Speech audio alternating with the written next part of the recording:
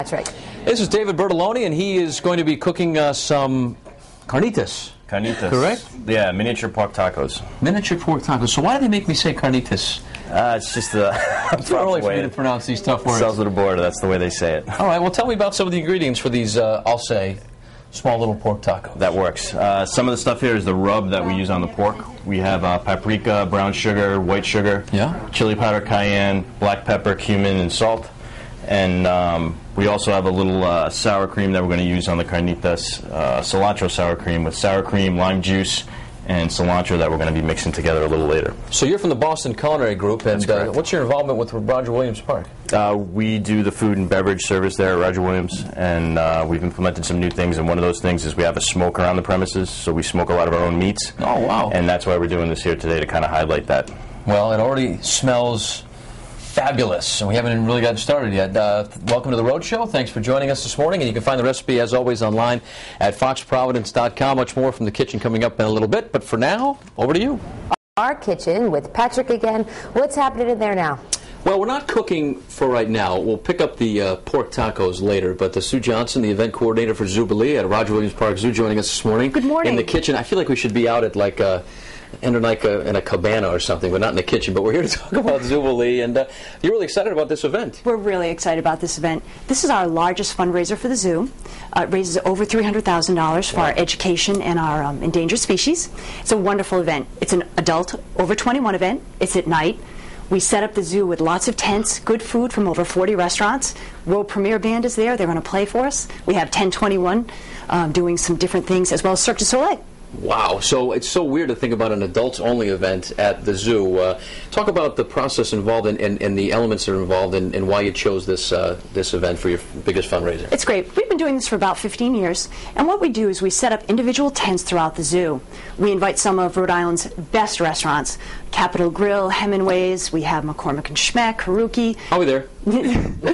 We have the Boston Culinary Group was here with us today. Right. And what they do is they give out sample-sized portions to the event goers. So they wander through the zoo, the animals are out, they get to taste all the great food. We have a wonderful zucchini bar, and they get to dance. What more can you ask for? Zucchini bar. All right, again, the date again on this? And this is this Saturday, June 26th. Okay. You can purchase tickets by contacting the Roger Williams Park Zoo. Right. Tickets are $125 for non-members, $100 for members, and it's the best night you could ever find. Right, I know. It's and it's like an all-you-can-eat monster buffet for a great cause. Absolutely. All right, you have something over there that was intended for Elizabeth, who was not here today, a little bit under the weather, but you know what? Accepting on Elizabeth's behalf. And it's going to look so good. Who'll be me? This is for Elizabeth. It's from the Wildlife Trading Company. Oh. They are our vendor on property, and they wanted her to have a nice bag for the event. Yeah, I might not give it to her because it matches my shoes. Thanks so much, Sue. Great to meet you. Good luck this Saturday night with your event. We'd love people to come out and join us.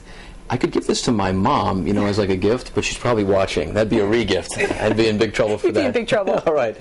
Much more from the kitchen. We'll resume our cooking in a little bit, but for now, let's send it back over to you.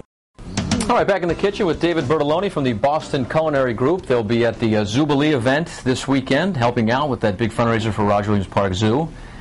I have the knife. You're in charge. I'm in charge in here. That's how it works. Yeah, they don't usually let me handle sharp objects like this. That's a big, it's like a Crocodile Dundee knife. I mean, is it necessary to have something this big to cut pork? It doesn't have to be that big, but it helps. It helps, okay. I'll put that down. All right, so pork tacos, and how do we get these things cooking? Well, what we're going to do right now is one of the toppings that we're going to use that's in this bottle here is a cilantro sour cream with lime juice. In this bowl, we have a little fresh squeezed lime juice that we have from here. Mm-hmm. And I'm going to take some of this sour cream that we have waiting. I'm just going to put that right in there. And then we have... Oven's not on, for those that are wondering, right? Not yet. We do have something the in the stove. Oven. The stove is not on. Okay. That's right. And then we got some fresh chopped cilantro. I'd probably turn it on, David. If I, That's right. I feel like I have to turn it on if I ever put anything on the stove. Or is that the oven? That's the stove, right? This is the stove top. And all this is... You've never seen my act in the kitchen before. I don't think so. I'm learning, though. It's good. It's not pretty. All right, so you're mixing that up, yeah? We're just mixing this up, and this is... usually pork tacos have some acid and some fat, which is the sour cream. We're just mixing the two together so it becomes easier to make in the end. Okay. And this is essentially what it looks like. And it has good flavor, and we're just going to season with a little salt. And then what we did a little prior to this is something that we couldn't do here, is that we actually smoked a pork butt, which is what this is. A what? Pork butt. So that's the pig's... No. Oh, it's not. okay. It's it's a cut of meat that comes from the shoulder. The term butt actually is a historical term. They used to pack pork in barrels. So you had pork barrels, but the word they used to use for barrels was butts. So they were, how many butts do you have, or pork barrels do you have? And that's where the terminology comes from. So this is from the upper shoulder. Okay. And what we did here is we seasoned this, and some of the ingredients here we went over before: the brown sugar, white sugar, salt, paprika, cayenne, chili powder, cumin, and black pepper. And I'm just going to reach around you here for a second. And we mix those up, and this is the rub we get here. And it's like a sweet and spicy rub. Here, let's hold this right here so you can see this sweet and spicy rub. All right. And what we would do with this is we rub the pork butt with this heavily, and we smoke this in our smoker, which we have at Roger Williams Park Zoo, for 11 hours. Okay. Oh, wow. We couldn't do on this segment. Yeah, no, that would be difficult. No, yeah, we don't have the time-lapse capability to rub pork butt in 4.5 minutes. But what we did do is we did cook one off, and we're reheating it, and it's actually... I'm so glad that I was able to say rub pork butt on TV and actually have it be appropriate.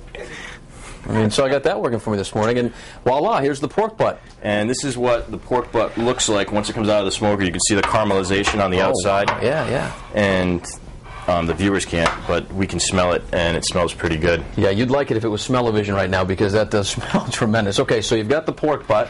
You've got the pork butt, and what happens is as this cooks, it just falls apart. Just see how it falls apart like that? Reminds me of the pig roast we used to have in college at the fraternity house.